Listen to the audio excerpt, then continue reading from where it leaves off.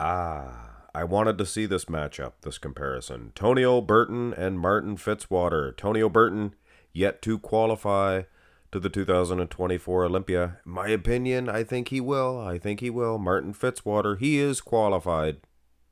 Now, Tonio Burton placed a debatable second place at the Arnold Classic South America, and if you debate that it was debatable, there's just too many people that are debating it. That it is. It is, for sure it is. Whether you're on one side of the fence or the other. But having said that, at the Detroit Pro, Martin Fitzwater placed ahead of Good Vito Vitaly Ugolnikov. Well, Tonio Burton did at the South America as well. So, this is the natural matchup. I think Tonio Burton should have competed at the Detroit. That would have been an awesome event. It was a good event anyway. But having said that, let's go through these shots one by one. I'll give you my opinion. As per usual. Tonio Burton looks like he's being outsized a little bit here by Martin Fitzwater. Now, I say a little bit because Tonio has some qualities. His waistline is so small, makes those quad sweeps look very, looks perfect. Looks perfect with the rest of his physique. And the arms, I would give Tonio an edge due to those freaky, peaky biceps. Known for those. Now, Martin, he has excellent overall condition here. Maybe not the best in the arms, but they're decent size. I mean, they're big. They're big. They're bigger than a normal man's. And if you've seen them in real life, I'm sure you'd be awestruck by this man. But Tonio Burton, I still say that he is an edge in the arm department. Now, the wheels, like I said, those quad sweeps do look good, but Martin Fitzwater, he has those big juicy quads that I was telling you guys about in the other video. They're the big juicy kind. So, the silhouette, lats, things of that nature, actually is a close shot. Actually is a close pose. Here is the front lat spread, and another one that it is actually debatable between these two dudes. Tonio, again, he might be getting outsized slightly, but I don't know. Silhouette-wise, he looks so gosh darn good. Midsection was very separated at this event, as was Martin in certain shots when he would flex his abs, but not so much in the front lat spread. Maybe not Martin's best pose. I guess all bodybuilders have a pose that's not their best. That's me being polite, thinking that, oh gee, I better be polite. Martin might be listening to this video. Martin the Great. I gave him a nickname already, so he's got to like that. But he probably doesn't like my judgment on the front lat spread, whereas might be leaning slightly towards Tonio, but the more I look at it, I think they're basically 1-1 coming out of the front. Turn to the side. Martin Fitzwater kind of takes over here. Look at his far pec. I always look at the far pec first and the side chest for some reason. I don't know what it is. Maybe I should see somebody about that. Delt as well. I mean, Martin Fitzwater, he is a big stud. Look at the lower half. He's ginormous. And this is one pose where he was definitely dominant. He was dominating over Good Vito Vitaly Ugolnikov. No side tricep, but we can assume, we're all assuming that Martin is winning from the side. Go to the back. And I can hear you guys now. But Mark's max muscle, you have missized it. I'll get you next time, Gadget. Next time. Synthesizer, Inspector Gadget. But anyway, where was I? Oh yes. But Mark's max muscle, you have missized this one. Have I really? Here's Tonio next to Good Vito. You see he holds his legs straight. Makes you a little bit taller. And food for thought. Here's Good Vito next to a little bit of Homer Simpson there. Good Vito next to Martin Fitzwater.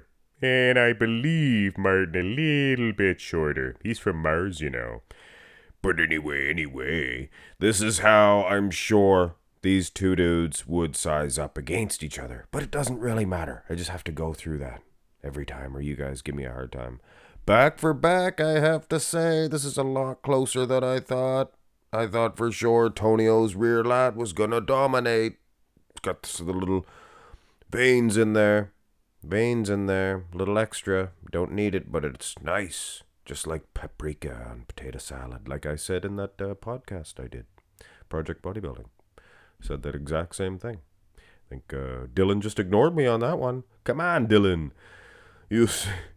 But yes. Dylan is right. He had Martin winning this one, and I also would have Martin winning the rear lat spread due to the dominance in the lower half. And, hey, condition-wise, Tonio Burton, he's probably just as conditioned, just doesn't have that impact of the separation.